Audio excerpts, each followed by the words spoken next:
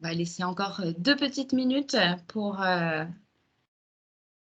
les personnes qui souhaitent rejoindre le webinaire et on commencera.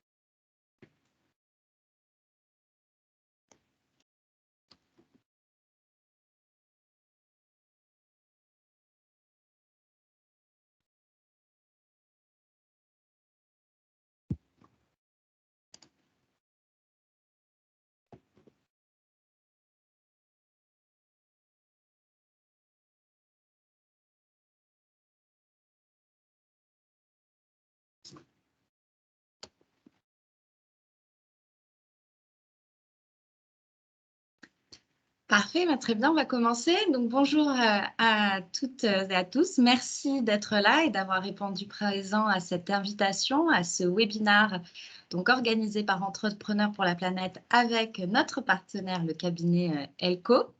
Merci à eux d'être là pour vous présenter à vous, porteurs de projets en démarrage ou qui cherchent à développer votre activité, des solutions pour chercher des financements et donc comment bien préparer votre levée de fonds.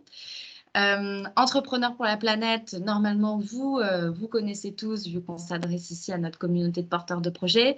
Juste pour rappel, nous sommes une association d'intérêt général qui œuvre pour la transition écologique en créant une communauté qui rassemble le monde de l'environnement et le monde économique par une méthode, une alliance généreuse, le mentorat de compétences entre porteurs de projets à impact en besoin en quête d'aide et de compétences entrepreneuriales et des chefs d'entreprise, cadres dirigeants d'entreprises plus traditionnelles qui souhaitent s'engager pour l'environnement et, in fine, amorcer leur transition écologique. Notre force, c'est notre implantation régionale.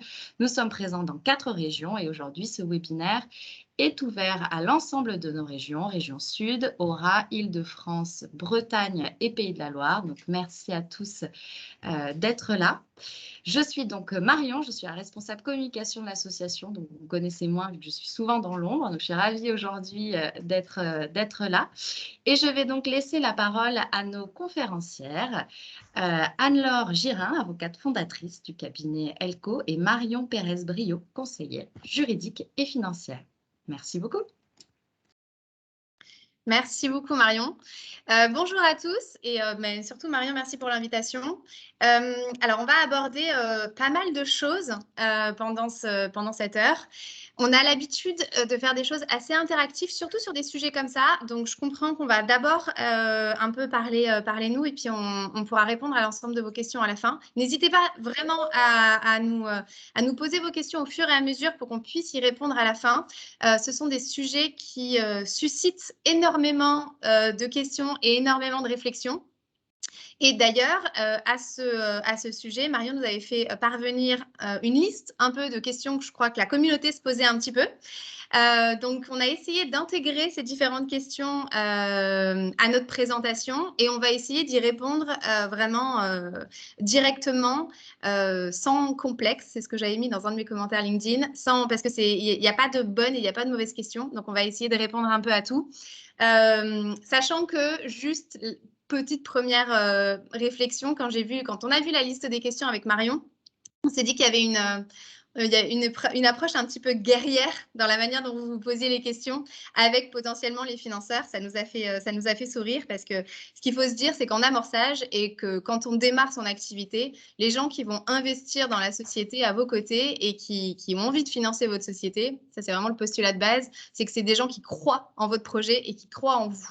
Donc cette notion un peu et cette idée des fois qu'on voit un petit peu de guerre, de confrontation, c'est un petit peu moins vrai au démarrage d'une activité et c'est même plutôt sympa. Voilà, donc sur ce petit préambule, on va commencer directement. Donc en fait, on a essayé de répartir avec Marion en 4 questions. Est-ce que tu peux montrer donc les 4 questions. Alors la première, c'est qu'on va vous parler déjà de la levée de fonds et répondre à la première question, c'est est-ce que je dois lever des fonds ou non? Ensuite, comment est-ce que j'anticipe le financement de mon projet? Donc, quelles sont les questions auxquelles je dois répondre pour financer mon projet? On va aborder ensuite les outils de financement et voir quels sont les outils qui sont adaptés ou non au projet. Et enfin, quelles sont les réflexions que je dois avoir pour définir un petit peu ma stratégie de financement. Et donc, on a essayé de répartir l'ensemble de vos questions dans ces différentes catégories. Donc, notamment toute la question un peu sur la phase comment est-ce que je me protège et tout, c'est plutôt sur la dernière partie. Donc voilà pour les 4 questions. Juste parce que c'est vrai que je suis allée un petit peu tout de suite, je suis rentrée dans vos questions. On n'a pas vraiment besoin de se présenter. Donc nous, on a un cabinet d'avocats avec Marion et enfin, on travaille dans un cabinet d'avocats et en fait, on accompagne les entrepreneurs dans le développement de leurs activités et dans le financement de leurs activités. Et c'est vrai que c'est hyper important et ça va atterrir directement sur la première question. C'est hyper important pour vous de bien maîtriser votre activité et de bien connaître votre activité, mais c'est aussi important pour nous de bien connaître votre activité pour bien vous conseiller sur la stratégie de financement. Parce que déjà, le postulat de base, c'est qu'il n'existe pas de bonne ou de mauvaise stratégie de financement. La première question que vous vous posez tous, c'est qu'est-ce que c'est franchement qu'une levée de fonds et est-ce que je dois le faire? Et ça fait écho à une des questions qu'on avait vues sur le fait que Madines, par exemple, ou d'autres journaux comme ça parlent d'énormément de levées de fonds en ce moment. Est-ce que c'est dans l'intérêt des entrepreneurs? Est-ce que c'est dans l'intérêt de mon activité? Est-ce que c'est dans l'intérêt de mon projet? Donc déjà, première chose, la définition de la levée de fonds. Ce qu'il faut se dire, premièrement, c'est que quand on lève des fonds, ça ne veut pas forcément dire qu'on subit ou qu'on ouvre le capital de sa société. On va revenir sur ces bases ensuite. La définition même de la levée de fonds, il y a beaucoup de gens qui la réduisent à une ouverture de capital et de faire rentrer des investisseurs dans sa société. Et ce qu'on dit souvent aux entrepreneurs, c'est que quand vous levez des fonds, vous levez de l'argent.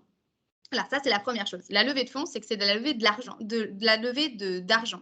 Et en fait, cet argent peut venir de différents types de financeurs. Donc, on va avoir, et ça, on va revenir sur ces notions essentielles dans la deuxième partie, on va avoir des financements qui vont vous permettre d'avoir de l'argent qui va rentrer dans la société et c'est fait par des investisseurs et d'autres, c'est plus de l'argent qu'on va prêter à la société. Et ça, c'est hyper important de l'avoir en tête parce que déjà, la première chose, c'est qu'en fonction de son activité, en fonction de son projet, en fonction de ses besoins, l'entrepreneur ne va pas opter pour la même stratégie de financement.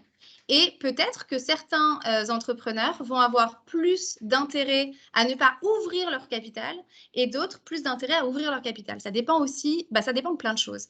Et ça dépend de comment est-ce que je vais établir ma stratégie de financement. Et donc, pour savoir comment est-ce que je vais établir ma stratégie de financement, déjà, il va falloir se poser un petit peu et bien connaître son activité et ses besoins en financement. Ça, c'est les 2 choses essentielles. Donc, quand vous commencez votre activité, donc je comprends que vous êtes tous en démarrage d'activité, donc vous êtes vraiment tous en la phase qu'on appelle dans le monde de la finance l'amorçage et dans le monde des startups. Donc, cette phase-là, c'est vraiment, j'ai une idée, j'ai besoin de voir si le marché va répondre à mon projet, à mon service ou à mon produit. Et pour ça, je vais avoir besoin de trouver des premiers financements pour pouvoir lancer mon projet et potentiellement commercialiser mon produit et mon service. Donc pour ça, il va falloir impérativement bien connaître son activité. Ça, c'est la première chose. Et pour bien connaître son activité, il faut l'étudier de manière stratégique.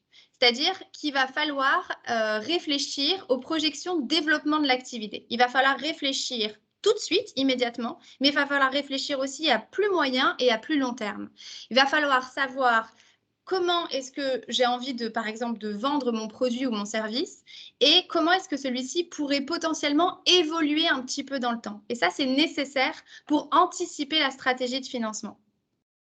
Donc, du coup, là, vraiment, enfin, je reviens dessus, mais c'est hyper important parce que la stratégie de financement, en fait, c'est elle qui s'adapte à votre projet et c'est pas votre projet qui doit s'adapter à une stratégie de financement. Donc, il n'y a pas quelque chose d'essentiel et d'évident et que chaque startup va devoir mener et va devoir suivre. Absolument pas. Vraiment, nous, pour des mêmes typologies d'entrepreneurs, et ben en fait, sur des projets totalement différents, on va avoir des stratégies de financement totalement différentes. Et même parfois, on a des mêmes projets, sauf que les entrepreneurs viennent nous voir et ils n'ont pas du tout les mêmes ambitions pour leur projet.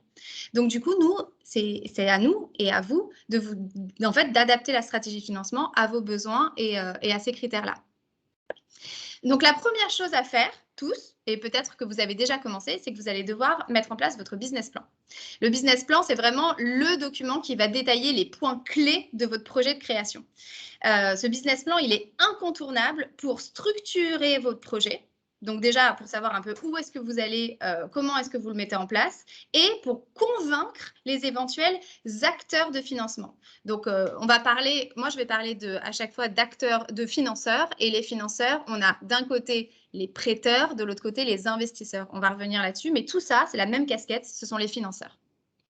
Donc, afin d'anticiper et de correctement établir votre business plan, donc vraiment qui va détailler ces fameux points clés de votre projet de création, une étape qui, alors, nous, c'est essentiel pour nous et souvent les entrepreneurs la passent un petit peu rapidement, c'est l'étude de marché. C'est-à-dire que les entrepreneurs, souvent, quand ils se focusent, quand on leur dit « demain, vous allez devoir aller voir un financeur et vous devez présenter votre business plan », ils vont se focaliser surtout sur la matière financière et les données économiques, ce qui est évidemment fondamental. Mais parfois, on trouve, en tout cas notre expérience, au détriment de l'étude de marché. Et l'étude de marché, c'est 4 étapes que je vais vous résumer assez simplement. Vous pouvez trouver pas mal de modèles. Je suis sûre qu'avec Entrepreneurs pour la planète, vous avez aussi accès à plein de choses.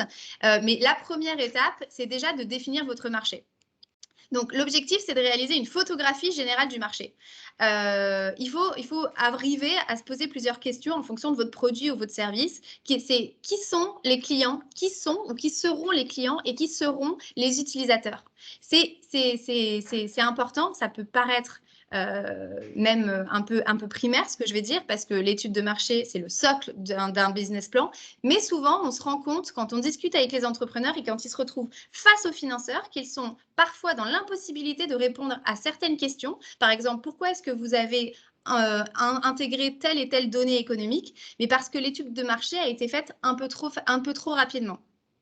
La deuxième étape, ça va être d'analyser la demande, donc la taille du marché. Quelles sont les quantités, par exemple, de produits que vous allez pouvoir vendre? Quel est le nombre de clients sur ce marché aujourd'hui? Et si vous créez quelque chose de nouveau, comment est-ce que vous allez calculer ce nombre de potentiels clients? Comment ce chiffre il peut évoluer? C'est vraiment des questions qu'il faut se poser en amont et que les financeurs vont potentiellement vous poser. Ensuite, il va falloir analyser, c'est la troisième étape, il va falloir analyser l'offre. Donc, analyser l'offre, là, c'est peut-être la partie qui est la plus intéressante souvent pour les entrepreneurs, c'est d'analyser un peu la concurrence. Qui sont les concurrences? Où sont-ils? Que proposent-ils? À quel prix? Comment est-ce qu'ils vendent? Quels sont leurs résultats? C'est peut-être les données qui sont les plus faciles à récupérer aussi, ça.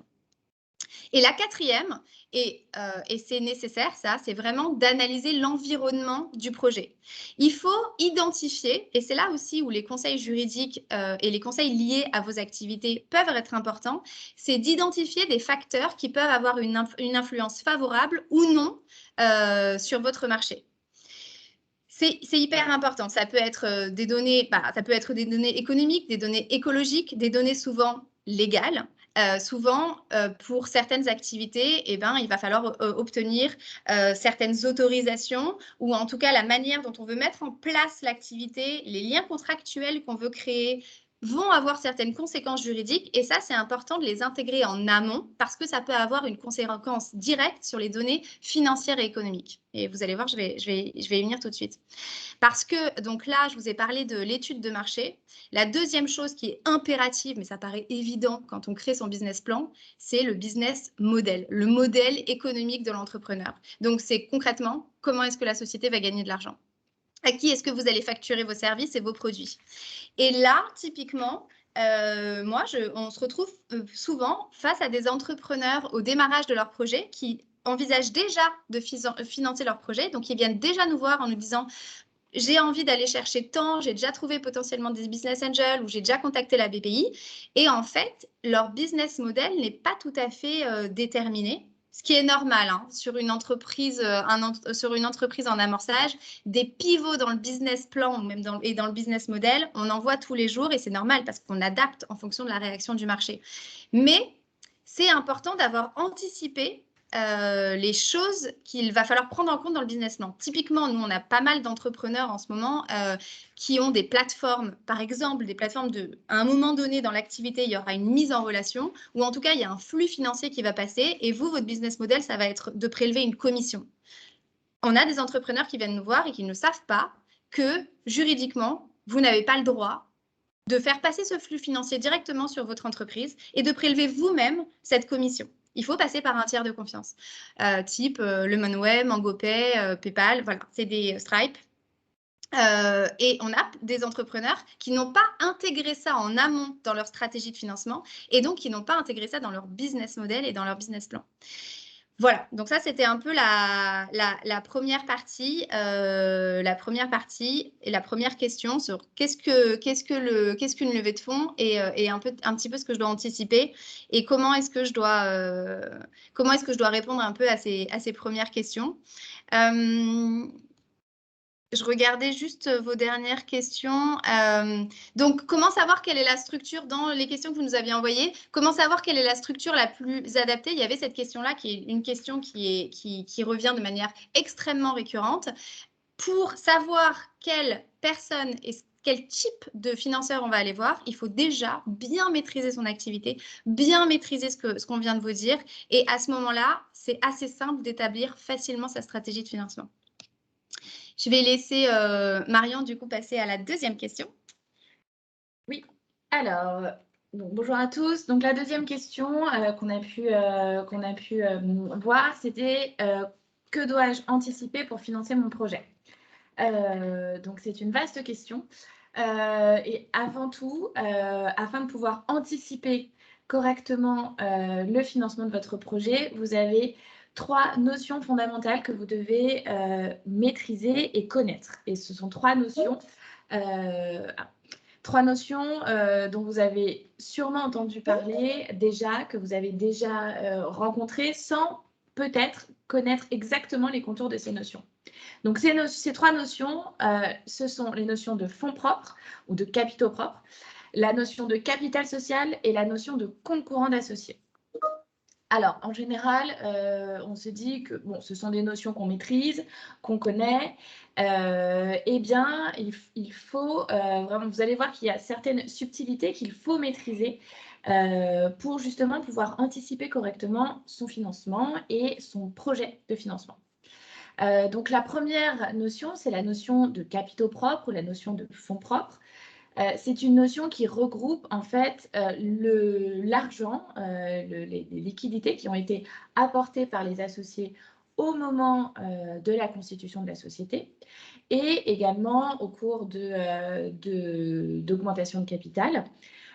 Et cette notion de capitaux propres va également regrouper les liquidités qui sont laissées à la disposition de la société, c'est-à-dire en fait les bénéfices que la société va réaliser qui n'ont pas été distribués sous forme de dividendes.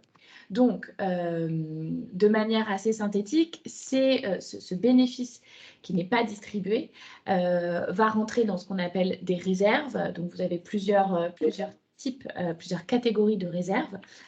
Et donc, ces réserves, les réserves, le résultat, le bénéfice de la société et l'argent qui a été, les liquidités qui ont été apportées au moment de la constitution de la société vont créer un ensemble qu'on va appeler les capitaux propres. Voilà. Donc, pour être encore plus synthétique, les capitaux propres, c'est en fait l'argent que la société a à disposition, l'argent les liquidités dont elle dispose. Donc ça, voilà pour cette première notion de fonds propres ou de capitaux propres. Vous avez ensuite une deuxième notion qui est celle du capital social. Et donc là, on voit souvent nos clients qui confondent un petit peu ou qui font un raccourci entre le capital social et les capitaux propres.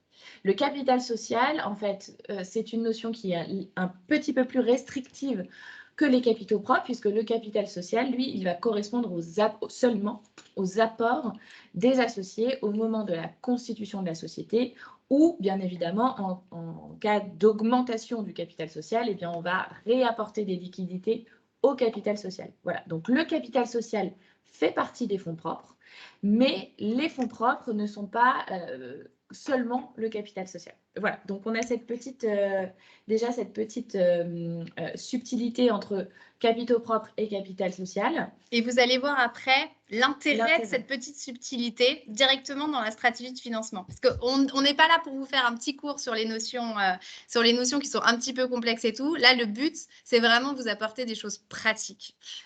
Effectivement. Voilà, donc là, vous avez une troisième notion qui est celle de compte courant d'associés, qui en fait représente de manière schématique des avances que les associés vont faire à la société, des avances de trésorerie, de liquidité. Et donc là, ces comptes courants d'associés, ces avances en compte courant d'associés vont rentrer directement dans la trésorerie de la société. La société va pouvoir en disposer. Et donc là, voilà, par exemple, un intérêt, pour en revenir à la stratégie de financement, l'intérêt, par exemple, du compte courant d'associé, c'est que vous pouvez, la société, pardon, va pouvoir disposer de ces fonds. Donc, elle va pouvoir les utiliser rapidement et l'associé va pouvoir être remboursé à terme de ses avances. Donc, la société va pouvoir lui rendre l'argent que l'associé a avancé. Attention, le capital social, les apports qui sont réalisés au capital social de la société ne sont pas des avances, ne sont pas considérés comme des avances en fonds, mais sont considérés comme des investissements. Donc, l'argent que vous allez apporter au capital social de votre société, vous n'allez pas pouvoir en disposer, vous, en tant qu'associé. La société ne va pas vous rembourser cet argent qui a été injecté au capital. C'est tout l'intérêt. En fait, quand vous démarrez votre activité, il faut que vous vous disiez l'argent que je vais mettre dans ma société, est-ce que je le prête à ma société ou est-ce que je l'investis dans ma société? Et ça, c'est deux notions qui sont fondamentales pour vous. Ce que Marion vous expliquait, c'est que du coup, le compte courant d'associé, c'est que vous allez pouvoir prêter en tant qu'associé de l'argent à votre société. Et du coup, la société devra vous le rembourser ou si elle a des fonds, alors que l'argent que vous investissez dans votre société, c'est de l'argent que vous prenez un risque. Donc, c'est 100% de risque. Si demain, l'activité ne marche pas, vous ne pourrez pas récupérer votre argent. Effectivement. Et donc, maintenant qu'on a pu voir ces trois notions fondamentales, pour en revenir à la question qui était que dois-je anticiper dans ma stratégie de financement, les questions qui reviennent le plus souvent, surtout par nos clients, c'est déjà combien je mets au capital social de ma société et comment j'anticipe sur les potentiels futurs financements ou besoins de ma société. Donc là, effectivement, combien mettre au capital social de votre société?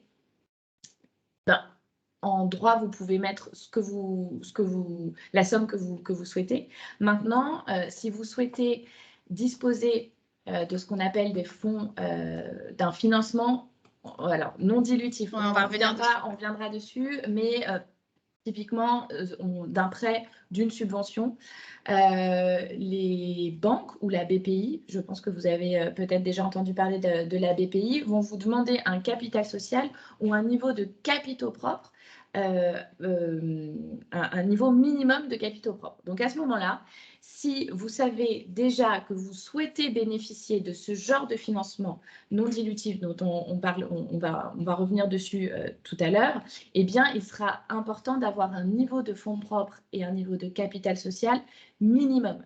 c'est un gage de sécurité, notamment pour les banques, si vous souhaitez passer par un financement via du prêt, et également la BPI qui va pouvoir vous subventionner et vous financer également, va vous demander un niveau de capitaux propres de minimum. Ouais. Et puis même des fois, sachez que pour certaines aides BPI, grosso modo, je la fais très courte mais très simple, mais c'est un peu ça le principe, c'est pour 1 euro que la BPI va vous prêter, il faut que vous ayez 1 euro ou vous donnez, enfin ça va dépendre de l'aide, hein, de la typologie d'aide, il faut que vous ayez 1 euro en fonds propres. Donc c'est hyper important de savoir dès le départ combien je mets au capital de la société. Il faut mettre, moi, enfin c'est une autre recommandation, c'est d'essayer de mettre le maximum, sachant que je vais peut-être en perturber certains quand je vais dire ça, mais quand on met de l'argent au capital social de sa société, on ne met pas de l'argent dans un coffre en banque et puis c'est de l'argent auquel on ne peut pas toucher. Ça rentre sur le compte courant de la société et c'est de l'argent qu'on peut utiliser après. Ça rentre dans la trésorerie de la société. Donc c'est important juste d'avoir ça en tête aussi parce qu'on a parfois des entrepreneurs qui viennent nous voir en disant « Moi, j'ai réussi à mettre 5 6 000 euros, 10 000 euros de côté pour le capital social, sauf que j'ai peur parce que je ne pourrai plus l'utiliser après. Et donc, c'est de l'argent qui est perdu pour moi. » Voilà, donc ça, c'était des notions qui sont vraiment importantes, à maîtriser. Typiquement, là, la dernière fois, on a une cliente qui est venue nous voir en nous disant j'ai eu la bourse French Tech avec la BPI. Ils me demandent une attestation de fonds propres parce que je leur ai dit que j'avais l'équivalent dans la société. Donc, elle pouvait avoir, je ne sais plus, 30 000 ou 50 000 euros avec la BPI. Et donc, elle avait dit qu'elle avait la même chose dans la société. Et donc, la BPI a demandé l'attestation pour vérifier qu'il y avait effectivement ces fonds dans la société. Et en fait, elle avait confondu le compte courant et les fonds propres. Et l'argent qu'elle avait mis dans sa société, c'était de l'argent qu'elle avait prêté à la société, parce que c'était de l'argent qui était rentré en compte courant, parce que c'est des frais qu'elle avait dépensés avant la création de sa société. Et donc, c'était rentré en compte courant.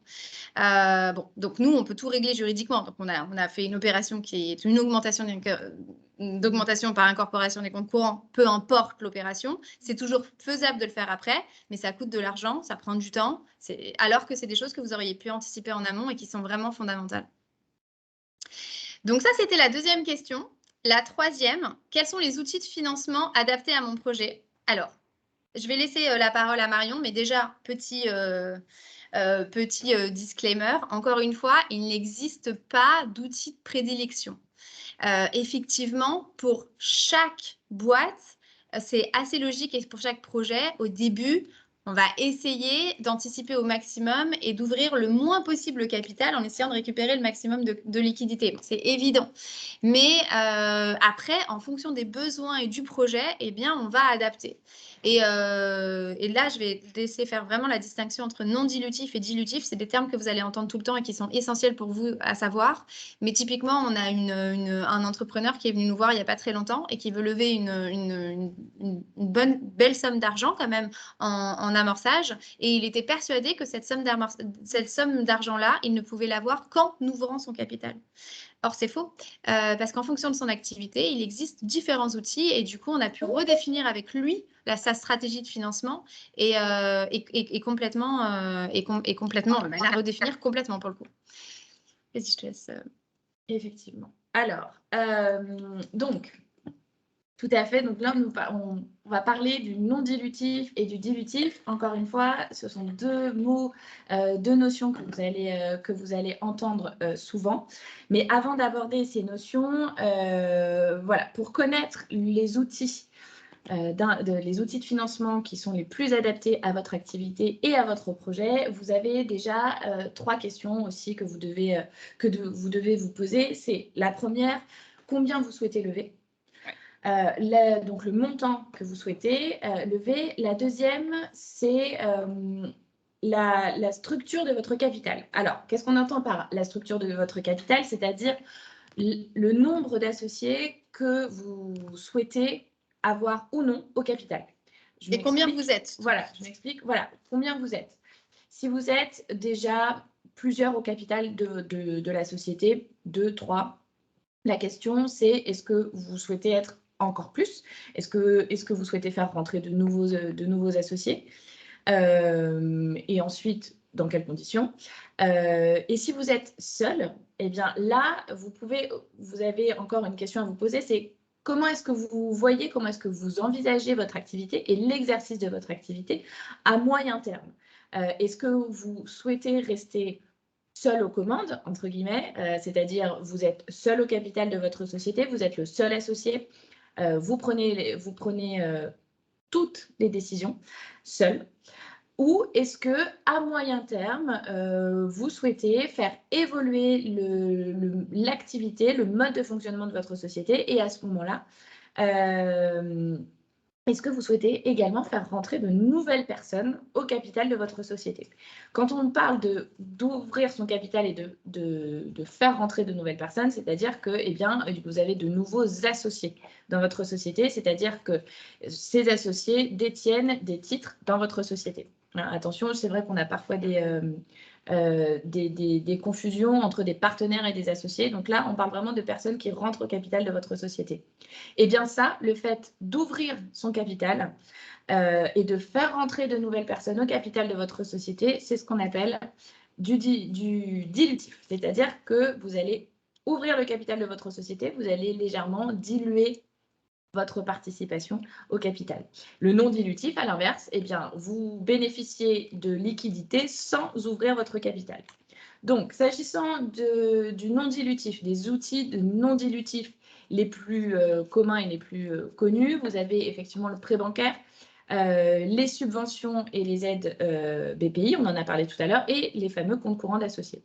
Donc, pourquoi est-ce que c'est du non dilutif? Le prêt bancaire, lorsque vous allez voir votre banque, la banque va vous prêter de l'argent, mais pour autant, elle ne va pas devenir votre associé et rentrer au capital de la société.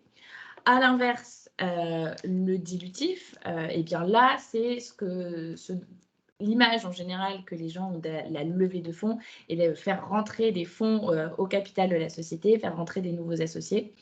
Le dilutif nécessite effectivement de se poser de nouvelles questions, à savoir la valorisation de votre société pour savoir exactement combien est-ce que vos nouveaux associés vont pouvoir mettre dans la société. Et puis, au-delà justement de la valorisation de votre société, vous pouvez également être dans des phases, surtout évidemment au démarrage de votre activité, des phases dans lesquelles vous ne pouvez pas encore réellement valoriser votre société, pour autant vous souhaitez faire rentrer de nouveaux associés.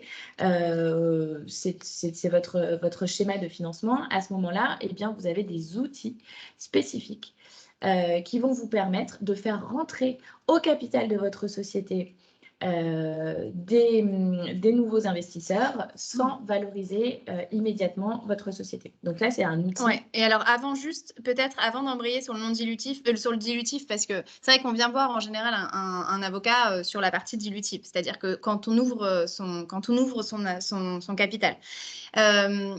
Juste sur le non dilutif d'abord, parce que nous, ce qu'on va recommander, d'une manière générale, c'est tout ce que vous pouvez obtenir en non dilutif, il faut l'obtenir. Voilà. Donc, parce que ça vous évite non dilutif, encore une fois, comme Marion disait, dilution, c'est qu'il y aura toujours 100% du capital, vous avez 100 titres. Si vous faites rentrer de nouvelles personnes, on va procéder à une augmentation de capital, on va créer des nouvelles actions. Il y aura toujours 100% du capital, mais il y aura plus de titres. Donc, votre détention, elle va mathématiquement diminuer.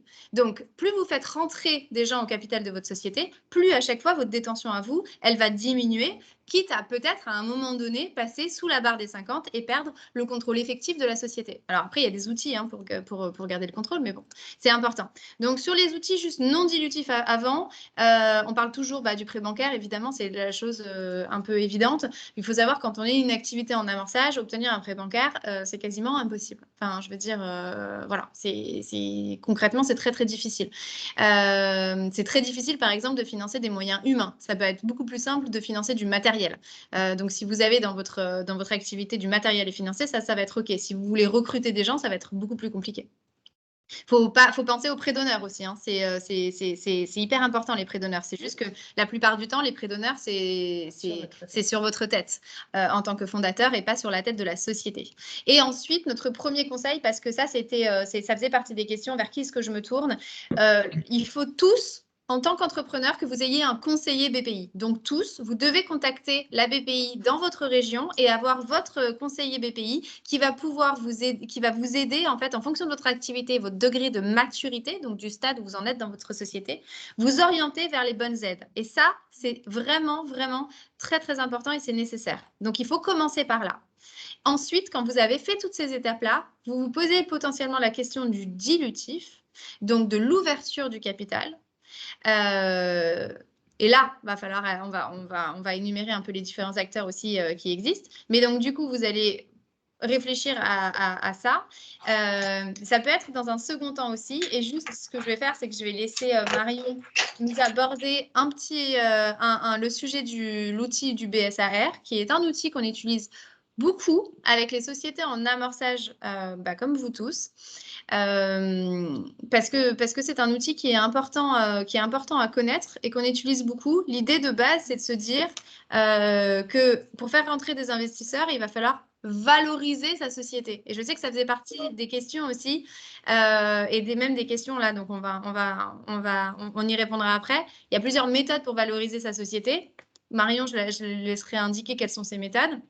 Mais déjà, pour valoriser sa société, il faut avoir des métriques. C'est hyper compliqué de valoriser sa société quand on est en amorçage. Donc, on a plein d'entrepreneurs qui viennent nous voir en nous disant « Comment est-ce que je fais là? J'ai potentiellement une personne autour de moi, un business angel. » La définition du business angel est très, très large. Ça peut être n'importe qui est prêt à mettre un ticket dans votre société. Cette personne-là est très intéressée pour mettre de l'argent dans ma société. Sauf que là, aujourd'hui, si j'ai aucune raison de valoriser ma société, je suis au tout démarrage, elle vaut quasiment 0. Donc, si je la laisse rentrer dans ma société en mettant un ticket de 20, 50, 100, 200 000 euros, mais il va prendre 99% de ma société. Évidemment, évidemment. Donc, on utilise cet outil du BSAR. Effectivement.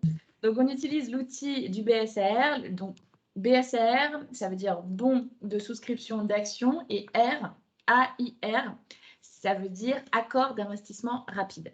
Donc, le BSAR, c'est un outil de financement qu'on utilise effectivement beaucoup avec les sociétés en amorçage qui sont au tout début de leur activité et comme le disait Anne-Laure, on ne peut pas valoriser. On n'a pas assez de matière, on n'a pas assez de métriques pour la valorisation de cette société. Donc, concrètement, comment ça se passe? Eh bien, c'est, comme je disais, un outil de financement. Donc, vous avez le business angel, la personne qui est intéressée pour mettre un ticket dans votre société.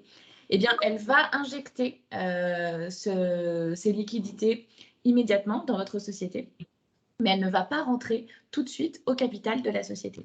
L'outil du BSAR va lui permettre de rentrer de manière différée au capital de votre société sur un événement qu'on aura défini, en général un événement, ce qu'on appelle de liquidité, c'est-à-dire une prochaine, soit levée de fonds, augmentation de capital, voilà, un événement qui peut être dans 6 mois, dans 1 an, et au cours de cet événement, la société va être valorisée. Donc là, on aura une valorisation de la société, et c'est sur cet événement que l'investisseur initial va pouvoir rentrer au capital de la société sur la valorisation qui aura été définie à ce moment-là. Donc, c'est un outil qui est très intéressant pour les entrepreneurs. Pourquoi? Parce qu'il vous permet de bénéficier directement de l'investissement, des liquidités. Hein, vous n'attendez pas.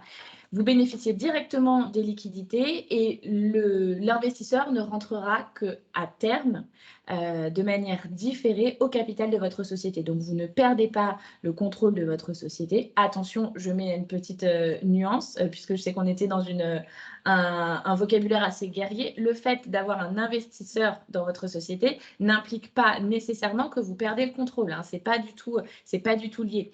Il se trouve simplement que lorsque vous investissez beaucoup vous mettez beaucoup d'argent dans une société qui ne vaut pas encore beaucoup, qui ne peut pas être valorisée, eh bien, mathématiquement, vous prenez le contrôle de la société. Eh bien, pour éviter ce mécanisme, vous avez le fameux outil du BSR.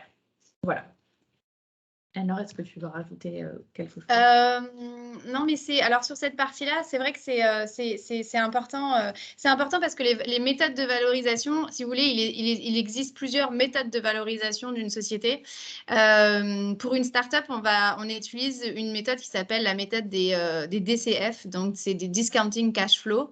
Et en fait, l'idée, c'est de se dire, je vais valoriser par rapport au potentiel flux futur. Mais concrètement, pour une startup, c'est extrêmement difficile de valoriser sa société. Alors, ça va dépendre de la startup.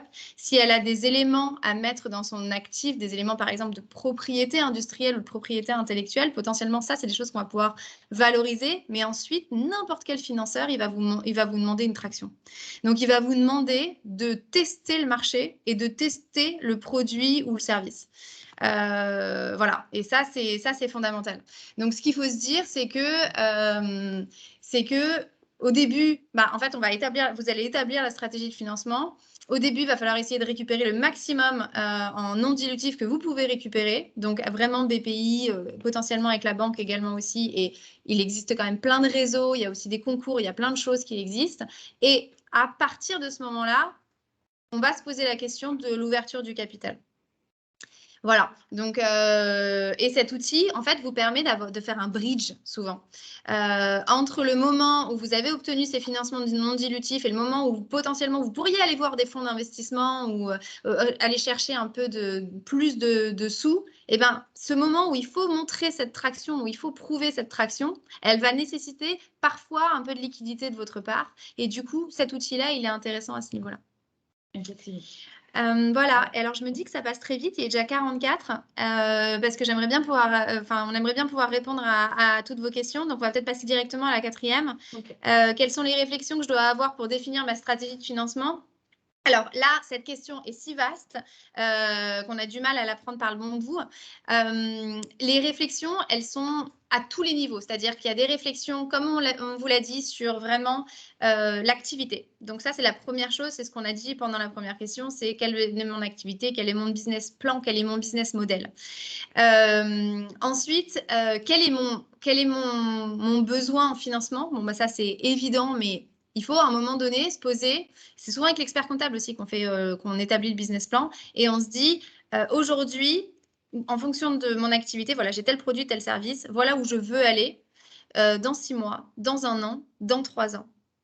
Comment est-ce que j'arrive jusqu'à là-bas? Et quelles vont être les différentes étapes indispensables pour arriver jusque là-bas? Et ces différentes étapes vont à chaque fois nécessiter des liquidités, et donc on va pouvoir positionner les différents outils de financement en fonction de ces différentes étapes. Une autre réflexion que je vais avoir en amont. Et là, donc, on va rentrer un peu dans vos questions, un petit peu plus comme on les appelait avec Marion de Guerrière. On a vu plusieurs de vos questions, par exemple, comment réussir à se défendre soi-même, comment se protéger et s'assurer que cela va dans mon intérêt. On a beaucoup d'entrepreneurs qui nous appellent en nous disant comment est-ce que je fais pour être sûr que je ne vais pas me faire manger? C'était une de vos questions. Comment bien établir son objectif, comment se positionner face à la levée de fonds et quelles sont les attentes d'un investisseur. Alors tout ça, donc on est vraiment dans la catégorie du financement dilutif, et donc l'idée c'est de se dire j'arrive à un stade, déjà voilà, la première, c'est quelque chose d'assez simple, hein, mais la première chose c'est qu'on ne va pas voir un fonds d'investissement, on ne va pas voir même parfois des business angels sur des tout petits tickets. C'est-à-dire que quand on réfléchit et quand on ouvre son capital, on ouvre souvent son capital à partir d'un certain montant. Pourquoi? Parce que l'idée, encore une fois, c'est d'éviter une trop grosse dilution, d'éviter que vous passiez de 100% ou de 50% en tant que cofondateur, par exemple, ou 41 ou 49%, c'est mieux que 50%, à d'un coup 30%, 20%, 10%. C'est hyper important d'arriver à assurer cet effet dilutif dans le temps, de manière à ce que vous gardiez le maximum de contrôle dans la société. Et pour ça, il va falloir savoir quels sont vos besoins, parce que, encore une fois, tous les entrepreneurs n'ont pas les mêmes envies. Certains là, certains d'entre vous, ce que vous allez créer, c'est votre bébé et vous ne voyez pas ailleurs d'autres. Et on a des entrepreneurs qui viennent nous voir, qui ont un projet dans une industrie, dans un domaine, et qui savent que potentiellement, ce projet, il serait hyper intéressant à terme pour un partenaire. Pour un partenaire, par exemple, industriel ou pour un concurrent, parce qu'ils vont apporter une dimension que l'autre société n'a pas. Et donc, leur objectif, à terme, c'est potentiellement de se faire racheter. Ça peut être des objectifs, encore une fois, il n'y a pas de jugement de valeur et on peut lever des fonds, pas lever des fonds. On peut se faire racheter tout de suite ou non et avoir des entreprises extrêmement pérennes et extrêmement chouettes d'ailleurs, avec des super beaux projets. Et il y a pas de, il y a encore une fois, il n'y a pas de bonne ou de mauvaise stratégie. Donc, toujours sur les réflexions que je vais me poser en amont. Donc, si j'ouvre mon capital et si je décide de faire entrer des investisseurs, va se poser la question de comment est-ce que je sécurise mon rôle dans la société. Et ça, c'est super important. Aujourd'hui, peut-être pas encore, ou ça va arriver, vous avez tous créé votre société et vous avez donc des statuts constitutifs. Donc, avec vos autres associés, donc vous êtes tous cofondateurs ensemble, fondateurs solo en fondateur ou cofondateurs, et vous avez créé des statuts, immatriculé votre société. Donc ça, c'est la première chose. C'est ce qui va constituer le socle de votre société. Mais en plus de ça, si vous faites rentrer des associés, donc ils vont rentrer au capital de votre société, mais vous allez négocier avec ces futurs investisseurs un pacte d'actionnaires.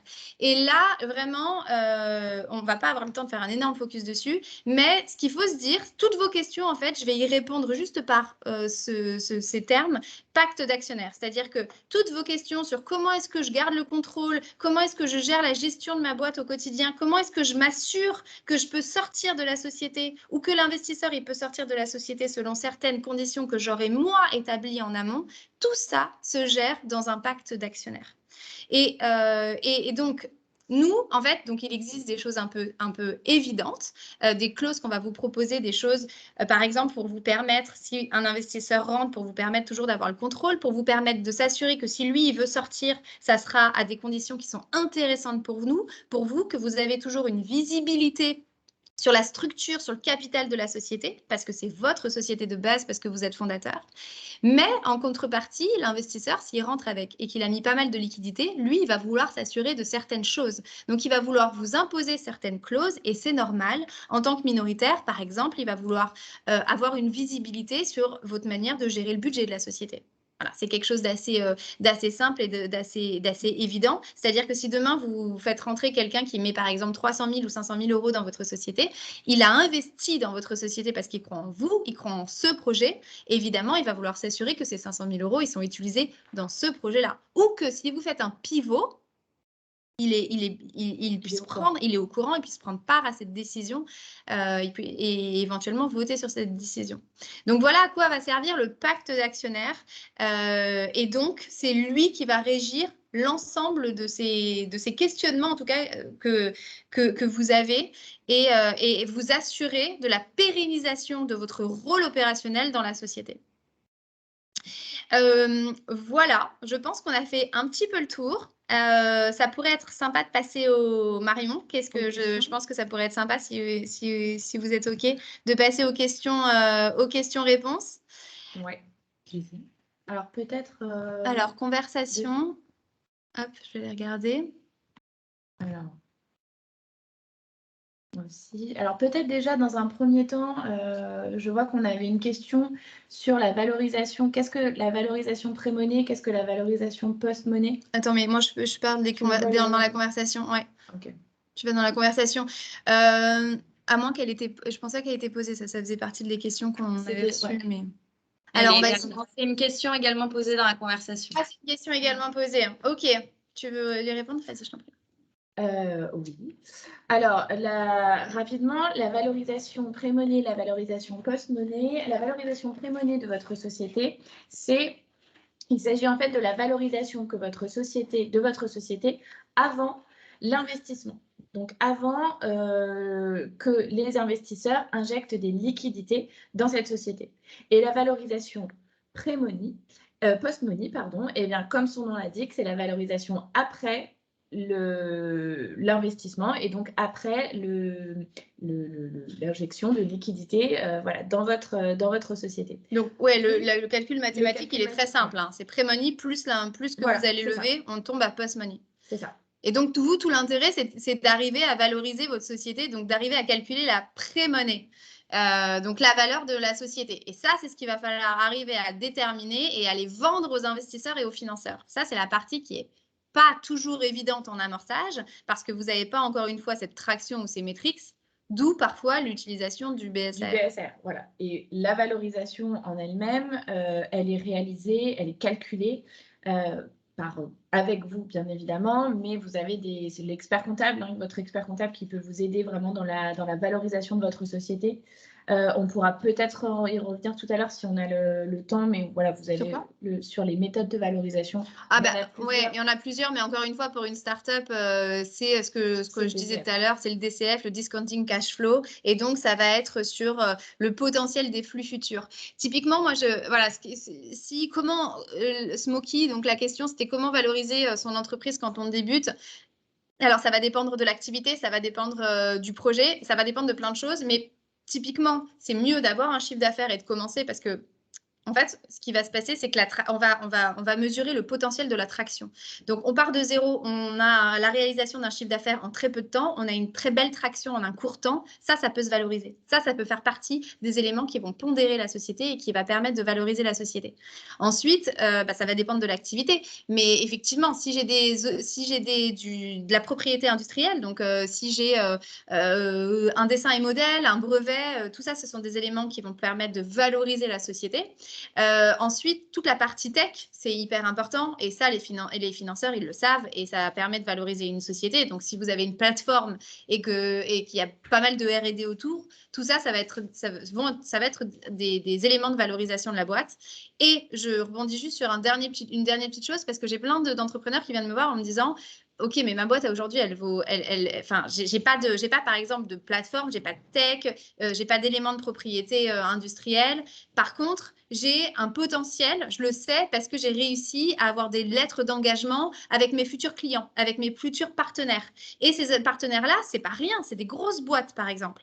Et bien tout ça, ça va être des éléments qu'on va pouvoir utiliser pour valoriser la société et pour prouver aux financeurs que la boîte va vraiment être valorisée dans le futur. Donc, en fait, c'est plein, c'est assez rapide, c'est assez éparse comme réponse Smoky. Mais grosso modo, on valorise la boîte en fonction de l'activité, en fonction du projet. Et il y a plein de petits éléments comme ça qui vont dépendre de l'activité et dépendre du projet propre qu'on va pouvoir utiliser pour valoriser une société. Mais en tout cas, sachez quand même qu'avec un fonds d'investissement, tant que vous n'avez pas de traction, ça devient très difficile. Il n'y a pas de fonds d'investissement. Enfin, je veux dire, on en voit certains et c'est pour ça que il y a beaucoup de lumière et qu'on en parle beaucoup. Mais la plupart des fonds d'investissement en amorçage n'investissent pas tant qu'il n'y a pas de chiffre d'affaires. Ils vont vous dire, OK, c'est très chouette votre projet, venez nous voir quand vous aurez un peu de chiffre d'affaires. Alors, je vois une nouvelle question de Éloi. Y a-t-il d'autres intérêts que de prouver la crédibilité de la start-up d'avoir un capital social important?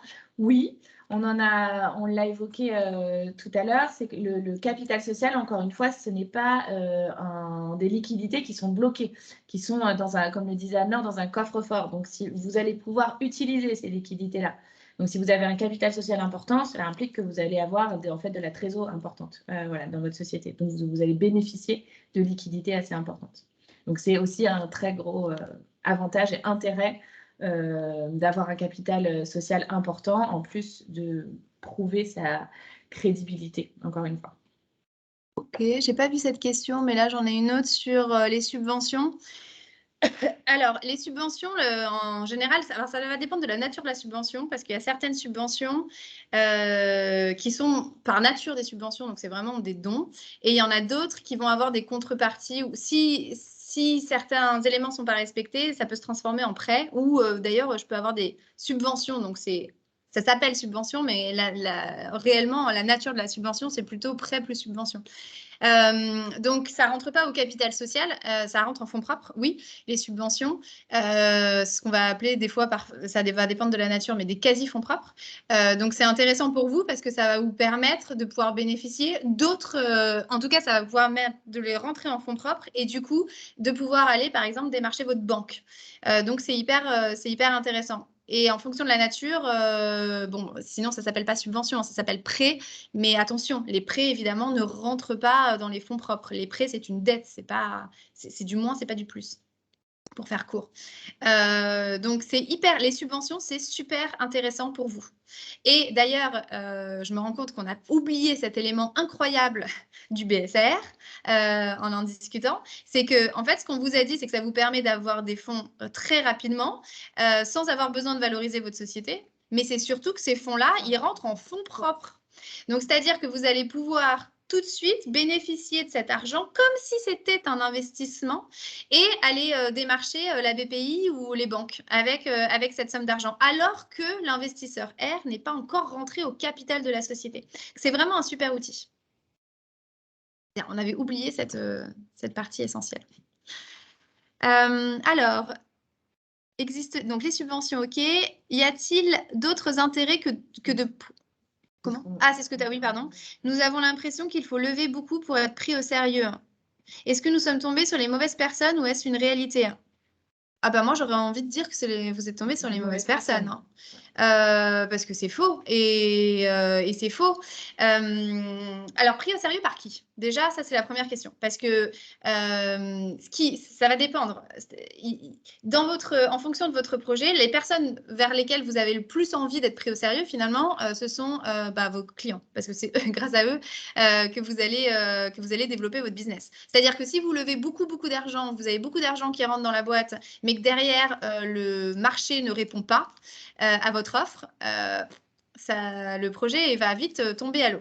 Donc, les premières personnes qu'il faut crédibiliser, auprès desquelles il faut être crédible, c'est déjà ses clients. Et si vous êtes super crédible auprès de vos clients et que votre projet il répond à un réel besoin et qu'il est bien mené, les financeurs vont vous regarder un peu différemment. Donc ça, c'est la première chose. La deuxième, il existe, c'est sûr qu'en fait, quand on est un peu dans le milieu de l'entrepreneuriat, il faut faire attention parce que c'est vrai que les médias et puis tout le monde aussi, on se focus un peu sur les licornes, sur les boîtes qui lèvent, sur les valorisations. Et on oublie 99% de la population entrepreneuriale qui, elle, ne passe pas forcément par des grosses levées de fonds ou même par des levées de fonds tout court et qui parviennent, grâce à leurs activités, en fait, à s'autofinancer. Donc, parfois, elles vont passer plus par des prêts bancaires, elles vont se faire un peu aider au début. Peut-être qu'elles vont faire rentrer 1 ou 2 investisseurs avec quelques billets, mais en tout cas, leur modèle fonctionne suffisamment bien pour ne pas avoir besoin de passer par un fonds d'investissement. Et sachez que c'est... alors, j'aime pas faire des grandes généralités comme ça, mais et je ne sais pas exactement ce que sont les chiffres, mais en tout cas, les licornes, il n'y en a pas beaucoup. Donc déjà, si on parle juste de licornes, et même de sociétés qui lèvent des fonds, on a beaucoup plus d'entrepreneurs, nous en tout cas, qu'on accompagne, qui ne lèvent pas des fonds plutôt que certains qui lèvent des fonds. Souvent, on va avoir cette dichotomie dans la stratégie de levée de fonds, c'est-à-dire qu'on va les aider et à lever des fonds et à obtenir des financements non dilutifs. Mais en tout cas, il y en a beaucoup qui ne lèvent pas de fonds et qui sont tout à fait pris au sérieux. Et je peux vous garantir une chose aussi, c'est que demain, si vous allez voir même des potentiels partenaires ou une banque, n'importe, et vous dites « je suis arrivé jusque-là sans avoir besoin d'ouvrir mon capital », vous allez être pris au sérieux. Ah oui. Je parle surtout de tickets minimum trop élevés. Après, ça dépend. Alors, je pense que ça dépend aussi de qui vous allez voir et à quel moment vous allez les voir. Si vous allez directement voir des fonds, des gros, entre guillemets, fonds d'investissement, alors que vous êtes au tout début de votre activité, eux, effectivement, ils ne vont pas rentrer dans votre société sur des tickets plus faible, on va dire. Non, mais en fait, Mais c'est-à-dire que chaque financeur a sa stratégie de financement aussi. Donc, un financeur, donc, par exemple, un fonds d'investissement, lui, il a aussi ses investisseurs au-dessus, souvent. Donc, il a une politique d'investissement. Donc, les fonds d'investissement, typiquement, quand ils investissent dans des boîtes en amorçage, ils ont une politique d'investissement. Donc, ils n'ont pas le droit, par exemple, d'investir plus de temps dans des boîtes qui ont tant de chiffre d'affaires ou qui sont créées à tel moment. Donc, voilà, ils ont des politiques d'investissement. Et ces politiques d'investissement, nous, on vous conseille là-dessus et on les connaît. Et donc, effectivement, il faut se tourner vers la bonne personne au bon degré de maturité de la boîte et au bon moment. On ne va pas voir un fonds d'investissement quand on n'a pas du tout de chiffre d'affaires. Encore une fois, c'est très compliqué. Voilà. Comment peut-on lever des fonds sans chiffre d'affaires pour financer sa R&D? Alors, il faut contacter, effectivement, il faut contacter la BPI. En fait, il y a plein de... Il n'y a pas que la BPI, mais c'est vrai qu'en France, on a des super avantages aussi fiscaux. Donc, tout ça, ça fait partie de la politique d'investissement, hein, de financement. Mais en fait, il y a beaucoup d'aides, notamment, c'est vrai, qui sont octroyées par la BPI, qui vont vous permettre de financer votre R&D. Donc, ça dépend. C'est soit en amont où vous allez obtenir une enveloppe et vous allez pouvoir l'utiliser dans le cadre de la R&D, soit c'est sur facture. Donc, vous allez dépenser des sommes d'argent dans le domaine de la R&D et vous allez le justifier auprès du financeur et lui va pouvoir vous rembourser. Donc, il y a ces deux voies, mais avec la BPI, il y a quand même beaucoup, beaucoup de choses.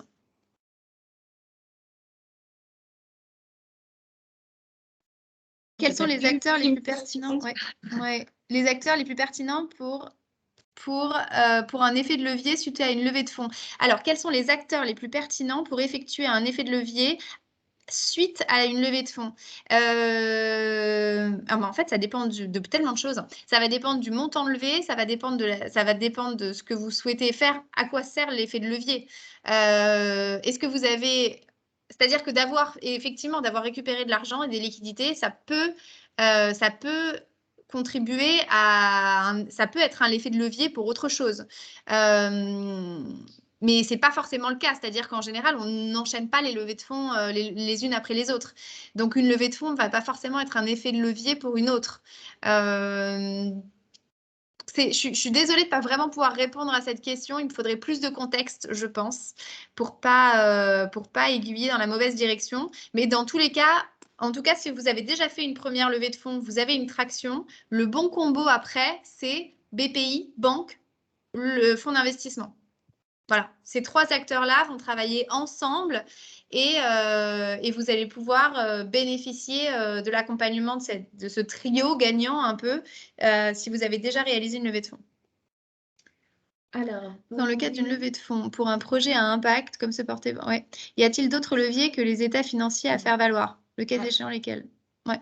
Alors, en fait, Paul-Henri, là, tout dépend de la levée de fonds et de comment vous envisagez cette levée. Mais c'est vrai que là, de premier abord, comme ça, on pense au financement participatif. Vous pouvez avoir, ça peut être un bon moyen aussi, un outil de financement. On a beaucoup de sociétés justement à impact, d'entreprises à impact qui portent ce genre de projet, qui se tournent vers le financement participatif parce que vous allez... en fait, le levier, ça va être votre projet et l'impact votre fameux impact. Donc, vous avez des plateformes qui sont dédiées et qui permettent le financement de sociétés qui ont des projets sociaux, des projets environnementaux.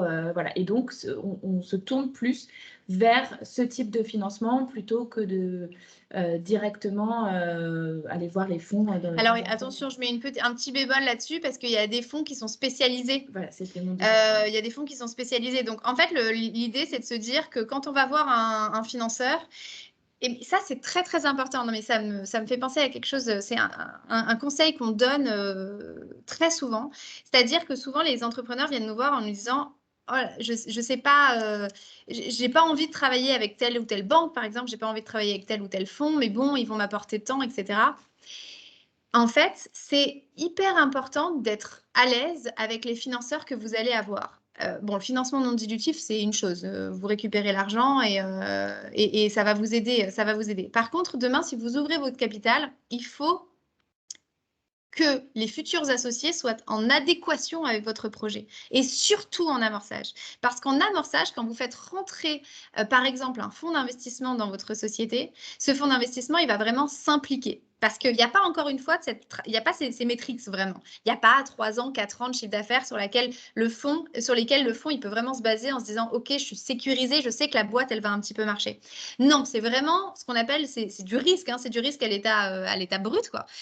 Et donc, le fonds, il mise quoi? Il mise sur l'équipe, il mise sur le projet, il mise sur l'implication des membres de l'équipe. Et donc, il va un petit peu plus s'impliquer. Donc, il va y avoir souvent un board qui va être créé. Il va y avoir un interlocuteur privilégié entre le fonds et la start-up. Et le fonds va vraiment demander pas mal d'éléments de manière assez régulière pour s'assurer et pour aider au maximum la société.